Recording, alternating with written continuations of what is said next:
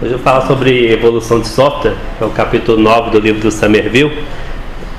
Vou passar passando os conceitos principais de evolução de software primeiro, contando um pouco de definições. Depois eu entro em algumas coisas mais específicas de evolução de software e manutenção de software. A motivação, de onde que vem essa ideia? Por que evolução de software? Então, software é caro e normalmente o custo está muito associado à tarefa pós-entrega. Então, tem um custo de desenvolvimento? Tem um custo para desenvolver o software novo e entregar para o cliente. Mas após entregar o software ao cliente, ainda assim tem um custo ainda maior, que é para manter o software, manter o cliente satisfeito. Então, depois de implantado, tem esse custo aí associado ao sistema para ele permanecer útil. E na verdade, quando você altera um sistema e implanta na empresa do cliente, você está na verdade indiretamente alterando o ambiente do cliente também. Então, ao alterar o software, você implanta um software modificado, altera o ambiente do cliente, e essa alteração do ambiente do cliente normalmente exige novas alterações. Então, ele não vai ficar mais satisfeito com o que ele tem. Se você colocou uma coisa melhor para ele, ele vai querer mais sempre. Então, é o que a gente chama de um ciclo aí, ininterrupto, onde você faz a manutenção do software, faz a evolução, entrega um produto melhor, e o cliente, ao entregar aquele produto, o cliente quer uma coisa a mais, porque você alterou o ambiente dele, agora ele sente que ele precisa de mais coisa. Então, sempre é um ciclo onde você faz manutenção e evolução, modifica o ambiente, e essa modificação no ambiente acaba trazendo novas requisições de manutenção e evolução do software. O software, principalmente os sistemas de vida útil longa, eles são caros. Então, são caros para desenvolver, caros para manter.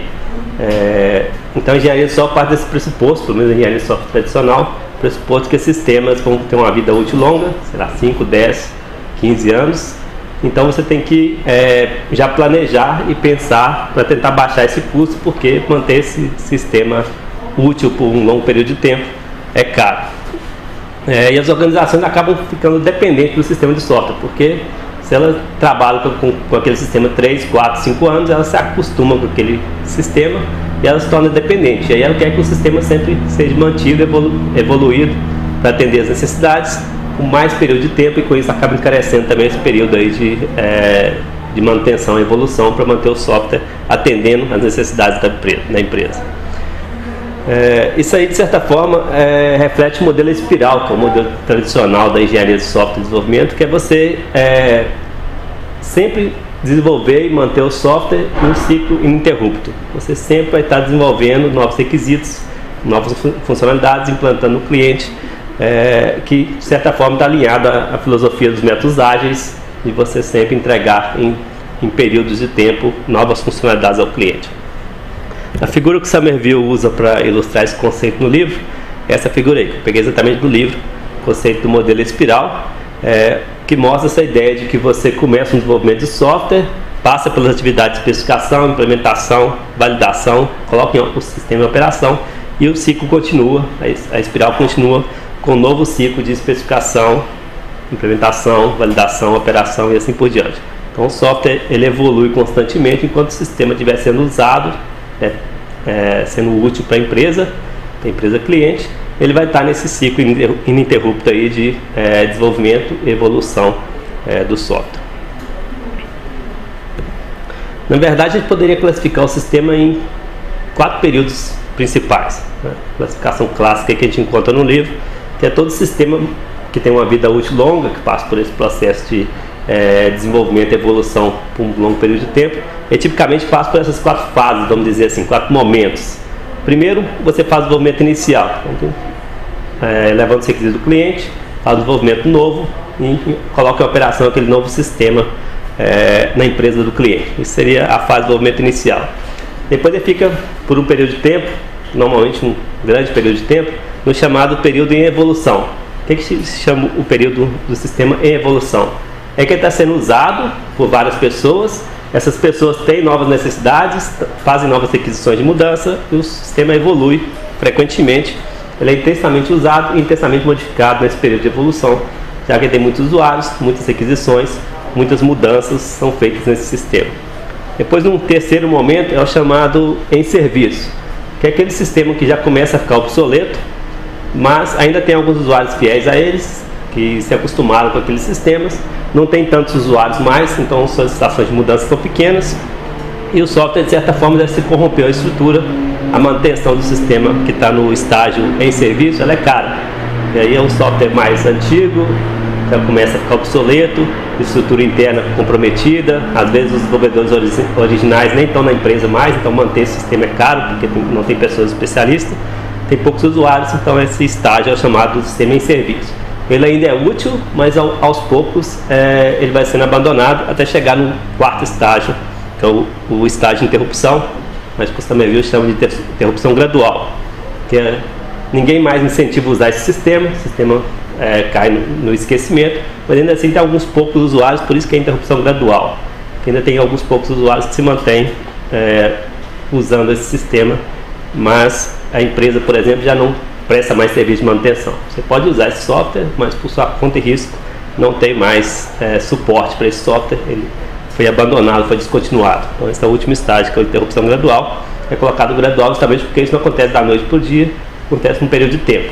A empresa desenvolvedora para de prover suporte, mas ainda assim tem alguns usuários que mantêm usando esse sistema por um período de tempo. A gente poderia fazer uma analogia com o sistema operacional da Microsoft. A Microsoft, por exemplo, parou de prover suporte ao Windows 95, mas ainda assim tem alguns poucos usuários que utilizam o sistema.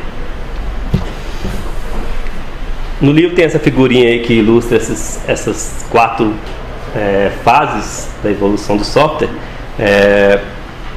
para representar que elas são praticamente sequenciais. Então, primeiro você faz o desenvolvimento inicial, na sequência o sistema entra em evolução, foi implantado na empresa, passa pelo processo de evolução, muitos usuários, muitas requisições de mudança, tem adaptações constantes no software. Em serviço, as adaptações no software são mais raras, mais custosas, mais caras, e finalmente o último passo é a interrupção gradual, onde a empresa para de prover suporte, a empresa desenvolvedora, mas ainda assim tem algumas poucas pessoas usando e vai sendo abandonado aos poucos. Destaquei aí a diferença entre evolução e em serviço, que eu acho que são os dois conceitos que às vezes as pessoas confundem mais. Então, evolução, mudança constantes, mudanças significativas são feitas tanto no projeto, quanto na implementação, quanto na arquitetura, porque tem muitos usuários, muita solicitação de mudança, então o software está bem vivo, bem ativo. O em serviço, ele já está sendo um pouco abandonado, então ainda há solicitação de mudanças, ainda há pequenas alterações, mas isso é caro e a empresa desenvolvedora tenta evitar esse tipo de mudança, porque é caro para a empresa que desenvolve e não tem tantos usuários assim que vão ser atendidos pelas mudanças. Fala um pouco sobre a evolução como um processo de software. Então, após o desenvolvimento, você viria a evolução, você poderia ver a evolução como um processo de software que é uma continuação do desenvolvimento, vamos dizer assim. Teve um processo de desenvolvimento, por exemplo, o espiral, agora tem um processo associado à evolução. Normalmente as empresas que desenvolvem, elas fazem evolução também. Agora você pode classificar em pelo menos 2 categorias. Aquelas empresas que fazem uma evolução mais informal, do tipo o cliente é meu parceiro, conversas informais com o cliente, ele me fala quais são as necessidades, eu tento atender na medida do possível, se compensar, por exemplo, o contrato me obriga ou se o cliente está disposto a pagar por essas atividades. Não é uma coisa mais informal. E tem as empresas mais formalizadas que realmente tem toda uma documentação associada a cada solicitação de mudança. O processo de mudança ele segue passos bem definidos, onde vai ser feita uma requisição de mudança, ser avaliado, vai ser precificado, colocado um preço naquela solicitação, caso seja esse o tipo de contrato da empresa desenvolvedora com o cliente, e então para ser feita a mudança, é feito todo um estudo para antes alterar o software. Então esse é um processo mais formalizado. Tipicamente os dois tipos vão ver um exemplo de processo mais formalizado, que é apresentado no livro SummerVille. Essa figura ilustra uma empresa que trabalharia num processo mais formalizado. Qual seria esse processo? Não necessariamente é assim, obviamente, na prática. Então, um exemplo do SummerVille para ilustrar o conceito, mas as empresas às vezes não têm todas essas atividades ou se adaptam à sua realidade. Mas no exemplo do SummerVille tem basicamente essas 4 atividades aí. É feita a solicitação de mudança por parte do cliente, então esse quadro, esse recurso de solicitação de mudança seria o input que o cliente deu, o usuário final do software. O software foi desenvolvido, foi implantado na empresa, os usuários, ao usarem o sistema, percebem que tem novas funcionalidades, ou mesmo bugs, ou qualquer outro tipo de alteração que ele deseja, e faz a solicitação de mudança. Então vem as atividades dentro da empresa desenvolvedora, que, por exemplo, o primeiro passo é analisar o impacto daquela solicitação. Então foi feita a solicitação, e aí, quanto vai custar isso? Qual é o impacto disso no sistema? Vai ser um impacto grande, vai ser trabalhoso fazer, vai custar caro, ou vai ser um impacto menor? Então a primeira atividade é análise de impacto. Segunda atividade, planejamento de versão. A ideia é que depois que você avalia o impacto, você classifica, por exemplo, prioriza, mas você não vai fazer aquela mudança imediatamente não, você vai tentar agrupar com outras mudanças semelhantes. Então esse planejamento de versão aí do software é justamente isso. Você vai armazenando as suas requisições de mudança, classificando elas de alguma forma, agrupando, e depois, quando tiver um grupo significativo de mudanças similares, você faz as mudanças em batch. Esse que seria o planejamento de versão. Nesse planejamento de versão, o Somerville ainda discute que um exemplo clássico é você tentar agrupar pelo tipo de mudança em 3 tipos. Mudança que é reparo de defeito, foi encontrado um bug e eu vou corrigir. Aí pode soltar uma versão só de correções de bugs, por exemplo.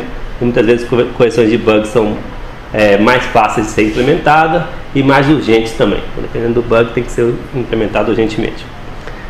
Tem os tipos que são adaptação do software, por exemplo, a nova plataforma. Talvez o software foi desenvolvido por um tipo de sistema operacional, vai ser portado para um outro sistema operacional.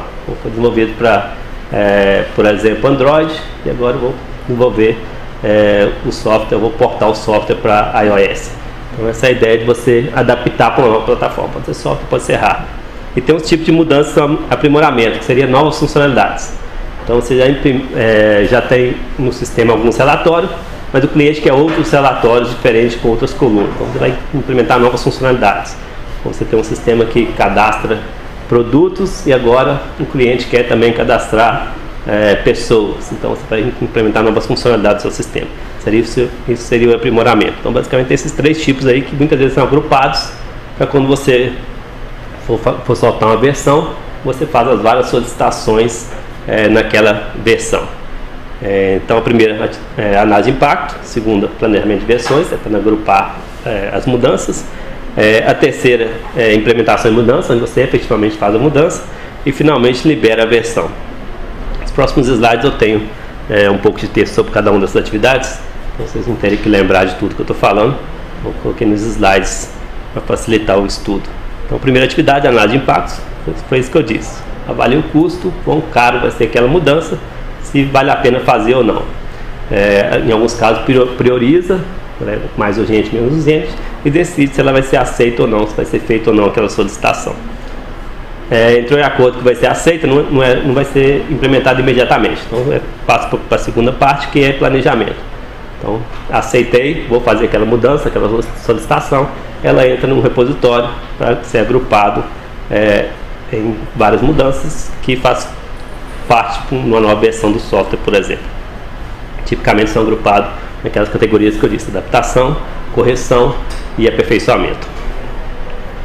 Outras 2 atividades implementação da mudança. Então realmente a mudança vai ser feita, ou as mudanças, aquele grupo de mudanças que vai agrupado numa nova versão vai ser implementado e vai ser finalmente liberado uma versão do sistema que implementa que atende aquelas solicitações de mudança. O processo é um ciclo, então acabou, soltou a nova versão, volto lá e vai avaliar novamente novas solicitações de mudança, fazer análise, planejar a versão e assim por diante. Então, o processo é cíclico. Para a implementação de mudança em particular, você me viu, explode ele, mostra os detalhes do que é implementar uma mudança. Então a terceira lá era implementar a mudança. Então a implementação da mudança tipicamente é bem parecida com o desenvolvimento de um novo software. Então as atividades são parecidas. Então ele chama a atenção que não é simplesmente ir lá e mudar o código. Você tem que fazer um estudo para você fazer as coisas direito, fazer a implementação da mudança que atende, mas que não causam efeitos colaterais. Então faz uma análise de requisitos, o que aquela mudança exige, uma atualização dos requisitos. Então se você já tinha uma documentação associada ao seu sistema, você vai mudar o seu sistema e tem que atualizar os requisitos. Então, além da análise, você faz a atualização daquilo que vai ser mudado no software. E depois, terceira atividade, o desenvolvimento. Então parece um pouco com o desenvolvimento, e desenvolvimento entre testes também. Então parece um pouco com um novo sistema que vai ser desenvolvido. As atividades parecem, obviamente, que são menores, uma mudança num sistema já existente, mas que passa pelas atividades semelhantes parecido com o modelo cascata.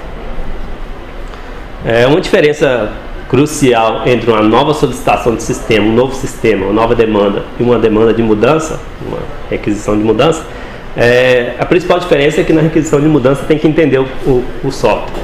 Então não é simplesmente entender o requisito, mas também entender o software existente.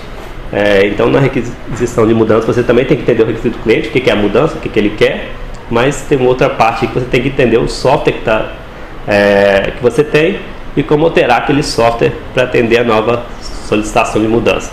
Então parece um pouco um desenvolvimento tradicional, desenvolvimento de uma nova demanda, mas tem esse ingrediente diferente aí que é você entender o software que você já tem para você poder mudar para atender a nova demanda.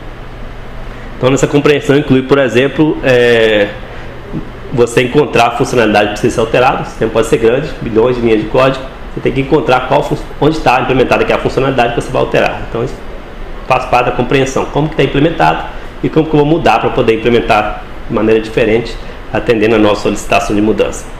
E também avaliar o impacto. Então alterar normalmente não é simplesmente ir lá e mudar uma linha de código, você vai ter que mudar várias classes, várias partes do sistema, qual que é o impacto disso, quais são os efeitos colaterais que podem ter essa mudança. Então tudo isso envolve compreender o software existente, para que quando você mudar, você tente não crie tantos problemas ao mudar uma coisa, evita criar outros problemas.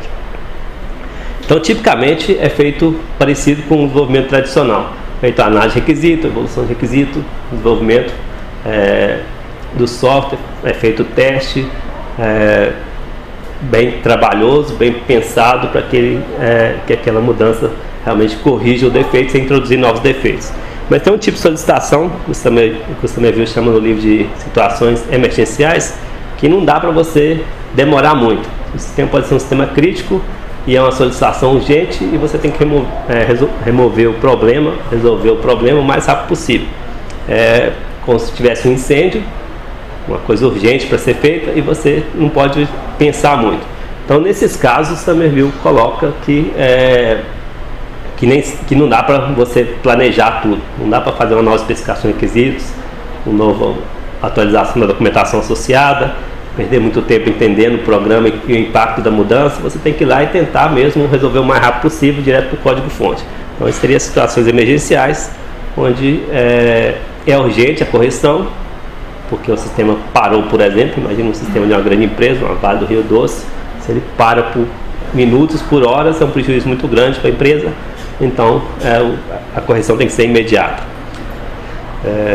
Aí nesses casos em particular você pode negligenciar um pouco, atualizar a documentação, os estudos, o planejamento e ir direto para tentar corrigir o mais rápido possível aquele defeito que foi detectado. Aí é citado alguns exemplos de situações emergenciais, como por exemplo um erro grave no software ou um novo concorrente no mercado que você quer sair na frente dele, então você quer resolver o mais rápido possível, alguma mudança de lei, da legislação que tem prazo para entrar em vigor, entrada em vigor tantos dias, será 30 dias. Então tem 30 dias para fazer uma grande mudança no seu sistema, que se você fizesse todo o processo de planejamento, análise de impacto, etc., demoraria meses. Mas como você só tem 30 dias, você tem que fazer um negócio de maneira emergencial ali para resolver o problema. Nesses casos em particular, aí tem um processo associado a isso que é o intuitivo, né? Foi feita a solicitação de mudança, é uma mudança emergencial, vou direto analisar e alterar o código-fonte, sem me preocupar com documentação, sem me preocupar com o resto do software, sem me preocupar muito com a análise de impacto, tentar resolver o problema o mais rápido possível. Então analiso o código-fonte, modifico o código-fonte, entrego o novo sistema alterado para o cliente e torço para dar tudo certo para que o problema tenha sido corrigido. Quando se faz correções em situações emergenciais, o ideal é que você depois refaça a correção. Então o Somerville chama atenção para isso, para que você não entregue um produto de má qualidade e pronto, e vai ficar com má qualidade o seu software. Se você tiver tempo, você vai entregar o mais rápido possível o software corrigido, mas depois você vai pensar numa melhor solução para aquilo, vai tentar refazer, vai atualizar a documentação, vai analisar quais são os efeitos colaterais, como melhor corrigir os efeitos colaterais. Então você vai fazer a mudança emergencial, curto prazo de tempo, mas depois vai refazer a correção de maneira mais elegante possível, para o seu sistema manter a qualidade.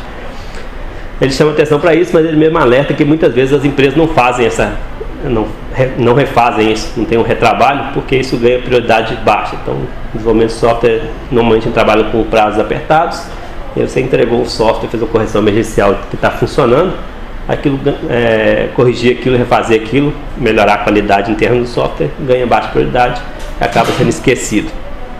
Então, o ideal seria você refazer as correções emergenciais. Na prática, nem sempre isso ocorre. Essa primeira parte da aula sobre evolução do software está no início do capítulo 9. O capítulo chama Evolução do Software, principalmente até a seção 9.1, essas definições e motivações principais.